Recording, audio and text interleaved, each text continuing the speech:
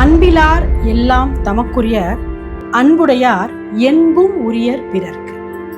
என்ன அர்த்தம்னு நான் புரிஞ்சுக்கிறேன்னு சொல்றேன். அன்பே இல்லாதவர்கள் நீங்க பாத்தீங்கன்னா, நம்ம குடும்பத்துக்கு ஒரு பீஸாவது ஸ்பெசிமென் பீஸ் அப்படி ஒன்று இருக்கும். இதெல்லாம் எனக்கு தான் வேணும், ஒன்றும் எனக்கு தான் வேணும், அவள்தும் எனக்கு தான் வேணும், இவள்தும் எனக்கு தான் வேணும். என்ன பண்ண போற அத்தனை வச்சு தெரியாது, எல்லாம் எனக்கு தான் வேணும். இவங்களை தான் திருவள்ளுவர் அன்பிலார் அப்படின்னு சொல்றாரு. அப்ப அன்புடையவர்கள் எப்படி இருப்பார் அப்படின்னா, என்பும் அப்படின்னா அதை நம்ம உடம்பும் அப்படின்னு புரிஞ்சுக்க சொல்றார் திருவள்ளுவரோட உரையில. அப்படி எழுதுறாங்க பரிமேலழகர், சாலமன் பாப்பையா ஐயா, இவங்க எல்லாரும். இப்ப என்பும் உடையர் பிறர்க்கான். என்பும்னா என்னோட உடம்பு கூட, சரீரத்தால கூட உழைச்சி கொட்டுறதுக்கு நான் தயார் உனக்காக அப்படின்னு செல்ஃப்லெஸ்ஸா இருக்கிறது தான் அன்புடையவர்கள். இந்த ரெண்டும் வித்தியாசம் புரிஞ்சுக்க சொல்றேன்.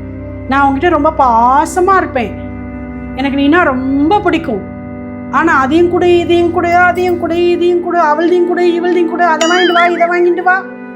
திருவள்ளுவர் சொல்லியிருக்கார், அந்த கேரக்டர் எல்லாம் அன்பில்லாதவர்கள். அன்புடையவர்கள் எது வேணுமோ எடுத்துக்கோமா, என்ன வேணும் என் சரீரத்தாலையும் உழைச்சி கொட்டணுமா, பண்றேம்மா அப்படிங்கிறவர்கள் தான் அன்புடையவர்கள். வித்தியாசம் கிளியரா தெரியறது பாருங்க. திருக்குறள் படிச்சா புரியும். நன்றி.